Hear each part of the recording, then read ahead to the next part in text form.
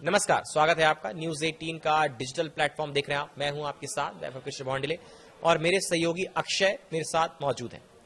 बिहार में voter list revision जो है वो चल रहा है और उस पर सियासत खूब गरमाई हुई है। सियासी गलियारों में जमकर हंगामा मचा हुआ है। लोग एक दूसरे पर आरोप प्रत्यारोप लगा रहे, निशाना साध रहे हैं पार्टियां। अब इसमें एक और अपडेट है कि बिहार में तमाम ऐसे लोग हैं जो नेपाल से आकर रह रहे हैं, म्यांमार से आकर रह रहे हैं और बांग्लादेश से आकर रह रहे हैं। तो अक्षय, सबसे पहला सवाल तो मेरा यही है कि इस पूरी खबर पर अपडेट क्या है, क्या पूरा मामला क्या है? सबसे पहले तो वैभव, पूरे बिहार वासियों को मेरा प्रणाम, नमस्कार। मेरा नाम अक्षय सिंह है और अभी बिहार की राजनीतिक गलियारों में जो खबर आई है, इस खबर से जो है पूरा मतलब एक तरह से समझिए वैभव की भूचाल आ गया है और इस खबर पे बहुत सारा अभी अपडेट आएगा। लेकिन अभी सबसे बड़ा चीज ये है कि खबर क्या है। खबर ये है कि बिहार में ऐसा दावा किया जा रहा है कि बिहार में नेपाल, म्यांमार और बांग्लादेश के लोग भी रह रहे हैं। उनके पास में आधार कार्ड है, वोटर आईडी कार्ड है, बजाबते वो लोग वोट करते हैं। ऐसा मेरा कहना नहीं है, बल्कि ऐसा इलेक्शन कमीशन के सूत्रों से खबर आ रही है और अभी मीडिया में अलग अलग टेलीविजन पर यह खबर सुर्खियों में है। और जाहिर सी बात है कि अगर ये लोग वहां पे थे, मतलब बिहार में बांग्लादेश के लोग रह रहे हैं, म्यांमार से आके लोग रह रहे हैं, नेपाल से आकर के लोग रह रहे हैं, तो ये मतलब किन को वोट कर रहे थे और किस तरह से रह रहे थे, इनके पास में आईडी कार्ड कैसे बना, ये बिहार में अभी सबसे बड़ी खबर है। और इस पे अब जाहिर सी बात है कि गवर्नमेंट के विरोध में, हालांकि ये गवर्नमेंट का कोई निर्णय नहीं था, इलेक्शन कमीशन का निर्णय था, लेकिन इसके बाद इलेक्शन कमीशन पर भी उससे पहले भी सवाल उठते रहे हैं और अभी इसके बाद भी सवाल उठेंगे कि ये इसका प्रूफ क्या है। मतलब अब जाहिर सी बात है कि अगर वोट करते थे, हाँ वोट करते थे और ऐसा प्रूफ क्या है इनके पास में कि ये बांग्लादेशी थे, ये नेपाली हैं, मतलब नेपाल के हैं, या फिर ये म्यांमार से आए हैं। तो क्या प्रूफ है, आप किसको कैसे ठहरा रहे हैं कि वो बांग्लादेशी है? ऐसा मतलब ये अभी दावा किया जा रहा है, ये मतलब सूत्रों से खबर आई है। लेकिन इस खबर के बाद जाहिर सी बात है बिहार के राजनीतिक गलियारों में भूचाल आ गया है, क्योंकि चाहे अनचाहे रूप से दबी आवाजों में आप बिहार के राजनीतिक विश्लेषकों से हमेशा आप सुनते रहेंगे कि ऐसा कहा जाता है कि तकलीफ उन्हीं को हो रही है, तकलीफ उनको हो रही है जिनके पास में बाहर से आकर के वोट करने वाले हैं। मतलब कि जो अभी बिहार में वोटर लिस्ट डिवीजन को लेकर के चर्चाएं हैं और जो वोटर लिस्ट डिवीजन जो हो रहा है उससे तकलीफ उन्हीं को है जिनको अलग से बाहर से वोटर आए हैं और वोट कर रहे हैं। कहने का मतलब है कि उन नेताओं को, उन पार्टियों को समस्या होती है जिनका वोट बैंक ये नेपाल, म्यांमार और बांग्लादेश से आए हुए लोग हैं। हाँ, मतलब इसलिए वो इसका विरोध कर रहे हैं, वरना दिक्कत क्या है? हाँ, मतलब हाँ, पहले ऐसा ही विश्लेषक जो राजनीतिक विश्लेषक है वैभव, उनका यही कहना था कि भाई तो अक्षय भाई, कौन कौन सी वो पार्टियां हैं जो विरोध कर रही हैं? अब देखिए, पहले तो ये मैं बता दूं कि सबसे पहले राजनीतिक विश्लेषक जो भी हैं या दबी कुचले आवाजों में जो भी चर्चाएं यही कर रहे थे ना कि भाई क्या तकलीफ है, वोटर लिस्ट रिवीजन जब हो रहा है बिहार में क्या तकलीफ है। एक लाइन में आपको समझाते हैं वोटर लिस्ट डिवीजन बिहार में है क्या। वोटर लिस्ट डिवीजन में ये है कि बिहार वोटर लिस्ट को अपडेट किया जा रहा है। अपडेट ये कि अगर कोई कौन से नए नाम जुड़े हैं, हाँ, किन्हीं नए लोगों का नाम जुड़ा या कोई मृत हो गए हैं, जिनकी मृत्यु हो गई है, नाम कटेगा, हाँ, तो उनका नाम हटा दिया जाएगा, कोई नए नाम को जोड़ा जाएगा, या फिर क्या कोई अवैध तरीके से बिहार में रह रहे हैं।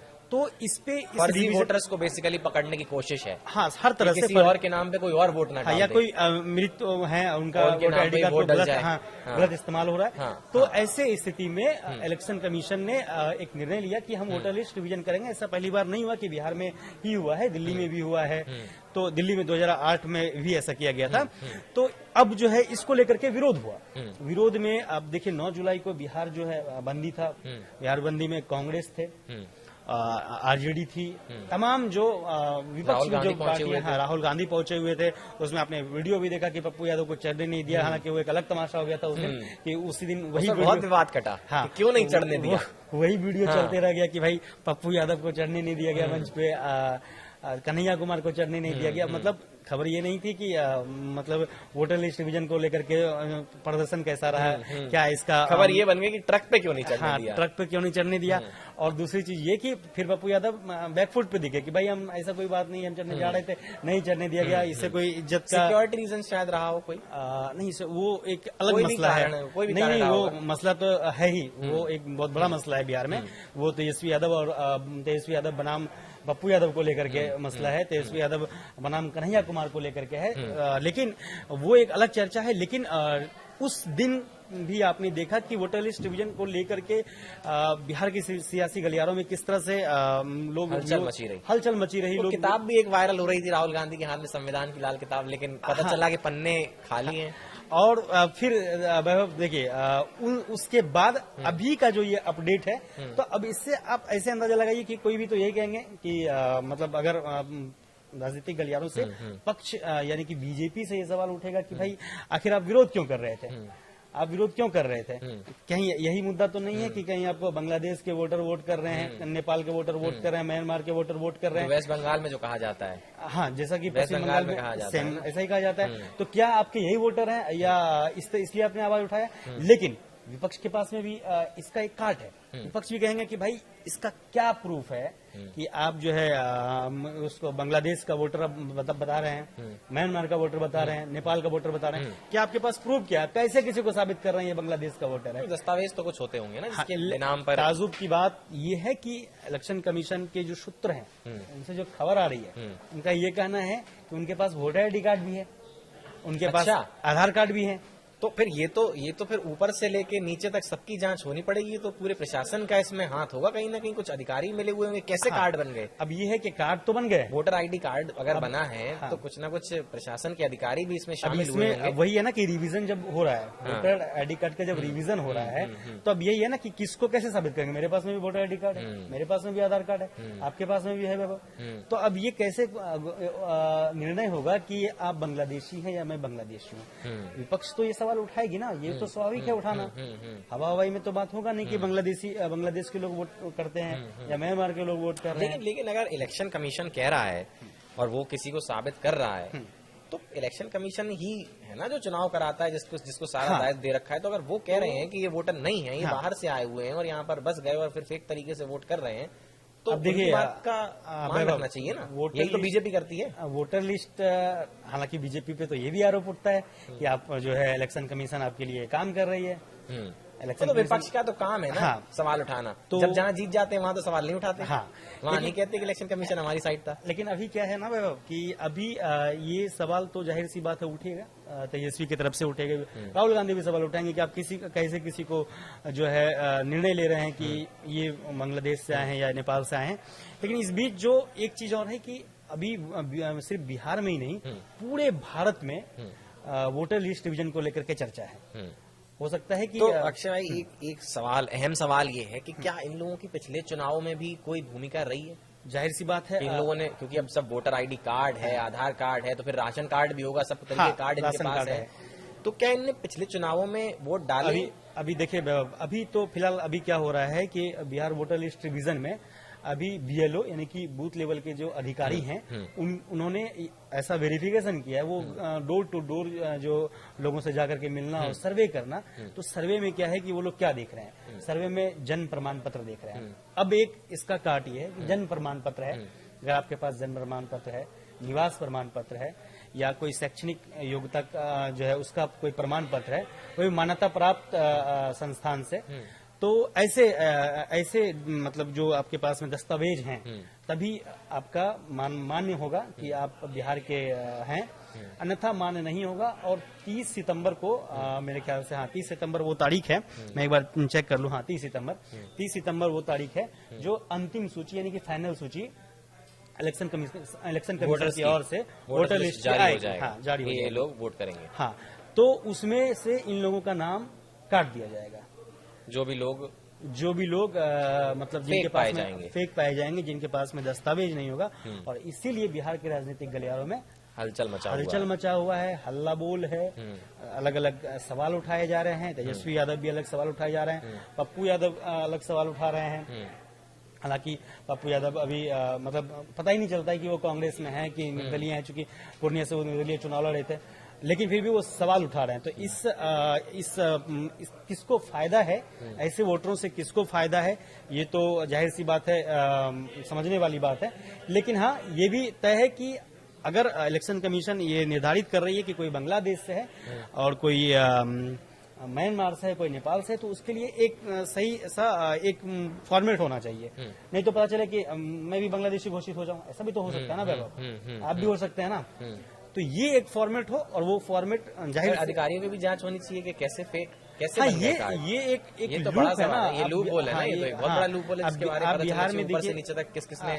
आप बिहार में यही चीज है कि बिहार हो या अपने भारतवर्ष में कहीं भी बहुत आसान तरीके से लोग वोटर आईडी कार्ड ये सब बना लेते हैं, फर्जी तरीके आधार से। कार्ड बना लेते हैं।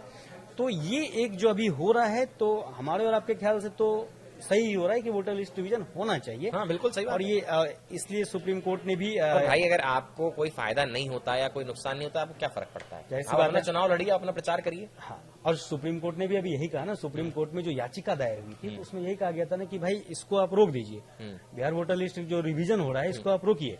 लेकिन इलेक्शन कमीशन को ऐसा इससे नहीं रोका गया कि नहीं, वो इलेक्शन कमीशन का आधार है, सुप्रीम कोर्ट का ये कहना था, इलेक्शन कमीशन का आधार है, हम रोक नहीं सकते हैं। सही बात है, वो उनकी मर्जी है। वो उनकी मर्जी है, वो उनका निर्णय है, वो उनका अधिकार है, हम उनको रोक नहीं सकते हैं। इलेक्शन कमीशन को ऐसा वोटर कहा लिस्ट गया डिवीजन करना, सही बात है। सुप्रीम कोर्ट के ओर से। सही बात है। लेकिन हाँ, इस पे चीजें और जोड़ा जा सकता है। तो उन्होंने भी कहा था, सुप्रीम कोर्ट की ओर से भी ये कहा गया था कि इस पे आप आधार कार्ड को जोड़ सकते हैं, वोटर आईडी कार्ड को जोड़ सकते हैं।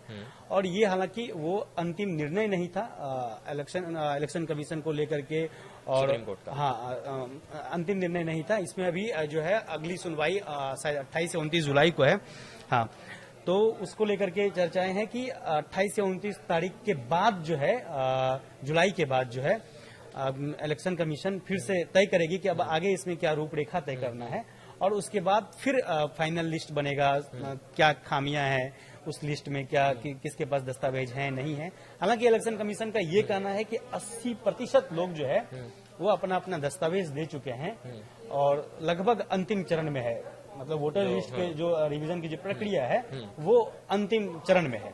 लेकिन इस पर भी तेजस्वी यादव ने सवाल उठाया है कि भाई मेरा तो हुआ ही नहीं अभी, हमने तो हमारे पास में हमने तो किया ही नहीं, हमने अपना डाला ही नहीं है, हमने अपना दस्तावेज भी नहीं डाला है।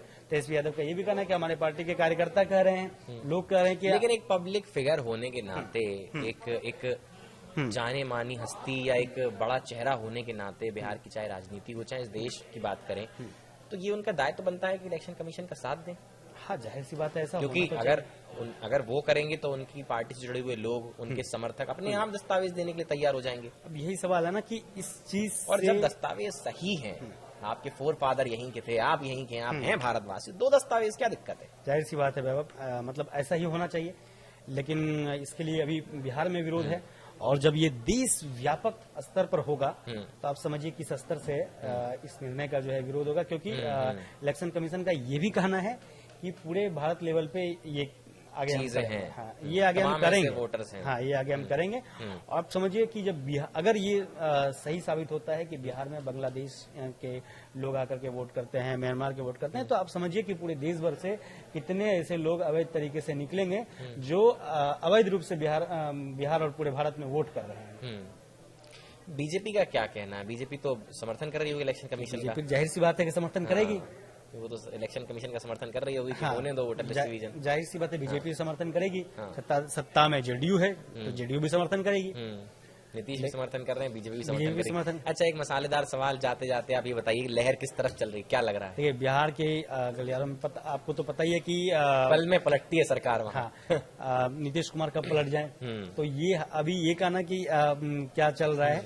लेकिन हाँ, इस तरह से आप ये समझ सकते हैं कि अभी सब कुछ कहीं भी ठीक नहीं है। चाहे वो बात एनडीए के, पहले तो ये समझ में आया ना कि किसमें लड़ाई है। तो पहले तो एनडीए गठबंधन और इंडिया गठबंधन की बात कर लें, क्या वहां सब कुछ ठीक है? उसके बाद फिर होगा कि किसकी हवा है। और इन सब लेकिन के अभी बीच तेजस्वी यादव ने कहा था कि महागठबंधन हमारा एकदम बना हुआ है, हम लोग साथ हाँ, हैं। वो तो लोग कहेंगे ही ना, लेकिन मेरे ख्याल से कि अभी एनडीए गठबंधन में भी सब कुछ ठीक नहीं है, इंडिया गठबंधन में भी सब कुछ ठीक नहीं है। वो ठीक कब तक नहीं रहेगा? जब तक सीट का बंटवारा नहीं होगा। चुनाव में जब सबसे सीट बड़ा का मसला बंटवारा वही होता है, हो किसको जाएगा, कितनी सीटें हाँ, मिलेंगी। तब अगर सबको संतोषजनक सीट मिलता है और उसके बाद सब फिर मैदान में उतरेंगे और फिर वहां फिर से एकजुट होकर आपको- लड़ेंगे। हाँ, हाँ, इस बीच आप कह सकते हैं कि प्रशांत किशोर की क्या भूमिका है। तो प्रशांत किशोर जाहिर सी बात है कि अलग अलग डिजिटल प्लेटफॉर्म पे मैदान में भी अलग अलग तरीके से चुनाव में प्रचार प्रसार में लगे हुए हैं। वो नीतीश कुमार का भी विरोध कर रहे हैं, तेजस्वी यादव का भी विरोध कर रहे हैं। तो अलग लड़ेंगे वो तो। हाँ, वो तो अलग लड़ ही रहे हैं और नए नए लोगों को राजनीति में उतार रहे हैं।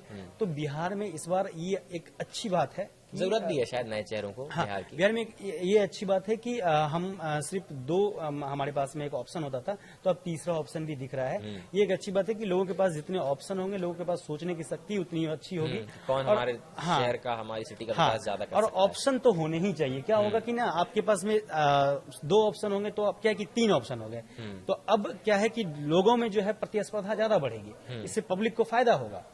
जो भी हमारे बन के आते हैं, विधायक बन के आते हैं, सांसद बन के आते हैं, तो उनके टक्कर में जो भी रहेंगे, तो विपक्ष अगर कोई जीत नहीं पाता है तो विपक्ष में सवाल तो उठाएंगे और उस सवाल से किसका फायदा होगा? पब्लिक का फायदा पब्लिक का होगा। फायदा होगा। तो ये है मतलब कि राजनीतिक ढांचे की खूबसूरती, गणतंत्र की खूबसूरती। और जाहिर सी बात है कि हम लोग गणतांत्रिक देश में हैं, तो इसका फायदा हम लोग ले रहे हैं। चलिए अक्षय, बहुत बहुत शुक्रिया आपका हमारे साथ बने रहने के लिए। और फिलहाल के लिए इस वीडियो में बस इतना ही। और बिहार में वोटर लिस्ट रिवीजन को लेकर लगातार सियासत जारी है, सियासी माहौल जो है वो गरमाया हुआ है। आगे क्या क्या होगा, तमाम अपडेट एक बार फिर मैं और अक्षय आपके सामने हाजिर होंगे और लाते रहेंगे। फिलहाल के लिए इस वीडियो में इतना ही। धन्यवाद। आप सबका बहुत बहुत धन्यवाद।